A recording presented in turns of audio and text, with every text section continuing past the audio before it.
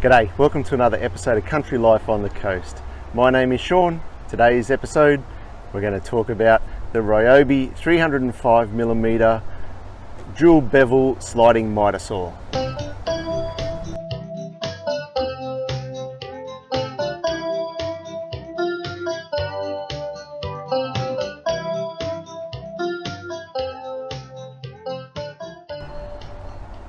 So this is Ryobi's 305mm, as I said, dual bevel sliding miter saw. I've owned this for about 14 months now.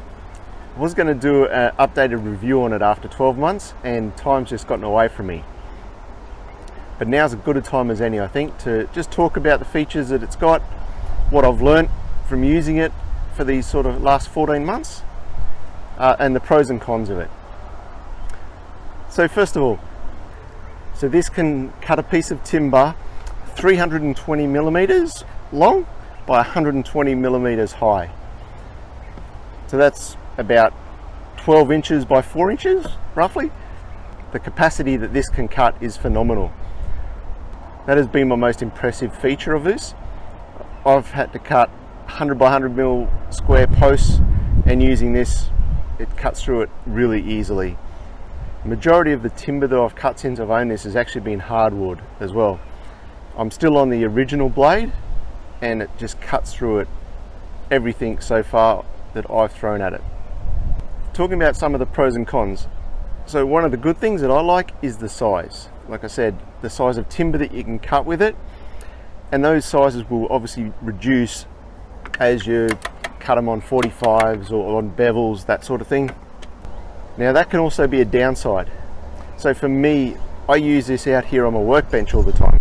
And so I don't have somewhere to set it up all the time. And there's a fair bit of weight in it. So it is good in the fact that you can set it like this to pack it away, lock it down. It has a carry handle as well. And I actually put it on the 45 when I pack it away like that. It's heavy to carry. And a perfect setup would be our bench set up full time for it. Unfortunately, I don't have that space, so I'm making do with what we've got. And for me, I would rather have a bigger cutting capability and have to lug it in and out like this, rather than having a smaller saw. So another one of the features that I really like, and I know it's pretty well standard with everything, but is when you're adjusting this, there's a nice big arrow to the degrees that you're pointing it on, and it sort of clicks into place at multiple degrees. So obviously at 0, it clicks into place, and then you can just tighten it down. So that it clicks in at 15, at 30, at 45, and I think it's 22.5. Yeah, and at 22.5 as well. So finding the right angle that you need quite quickly, I think it works really well. And like I said, then you can just tighten it down and you're there. The reason I like it is that you can come back to that at 0, 15, 45 degree each time. And now after using it for 14 months, I'm confident that that angle is correct each time. And that's a big thing. You need to be sure that it goes back to the same spot that you think it, that you're expecting it to. So if you're at 0 and you want to do a nice square cut, well, you want that to do that every single time at 45 degree cuts every time. And so I've found this to be accurate, very accurate. The same with the bevel cut. Now I don't use the bevel cut on this very much at all. I've used it a handful of times. But again, having that capability to still cut fairly large bits of timber with that is very handy. So to do a bevel cut, we just undo this, we'll loosen that up, and then just pull this out, and this will rotate. So that locks in at, again, all the same dimensions of 15, 22.5, and 30, and 45.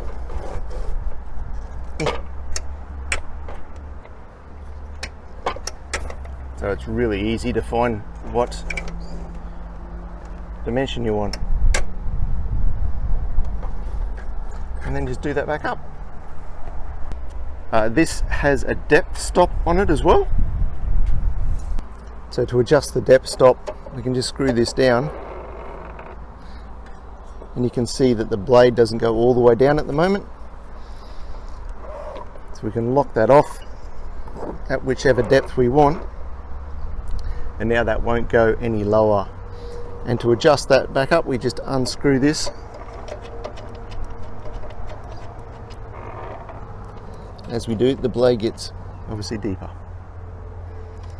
So again, there are some projects where you don't have to use a circular saw, which I've used before to do that sort of work. You just set this and then it keeps everything spot on. And it's all about speed, I suppose, because it just makes the job so much quicker and easier. So the saw comes with these extra supports out the sides. This just slides out so that you have extra support as well for your timbers. It comes with a clamp here that you can adjust to hold your timbers down, keep your hands out the way.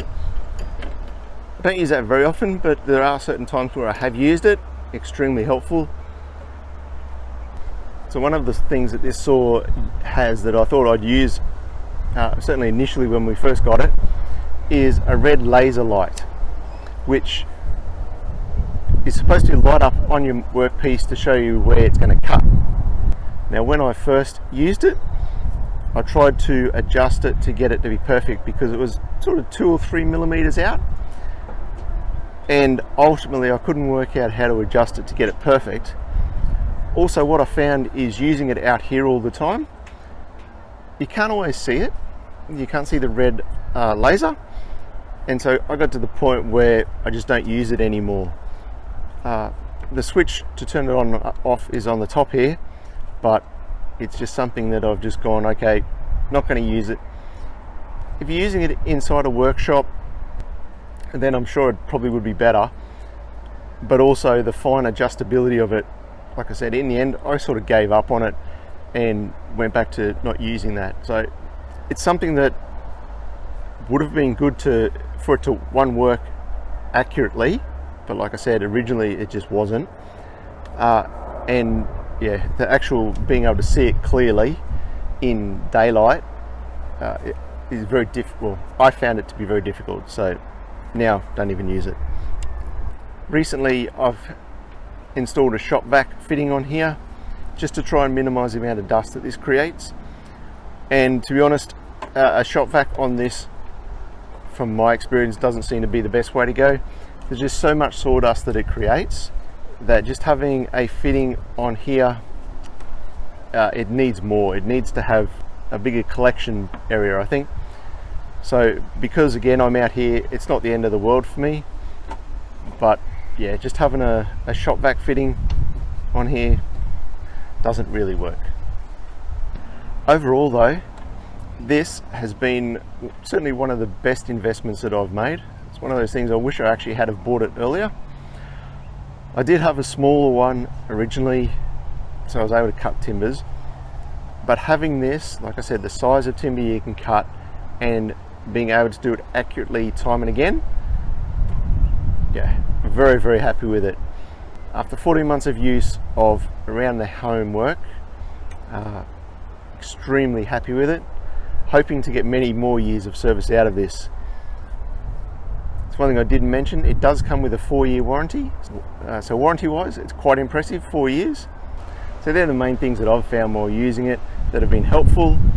Well, that's all we have for this episode. So thank you so much for watching. Please hit that like and subscribe button. That would be great.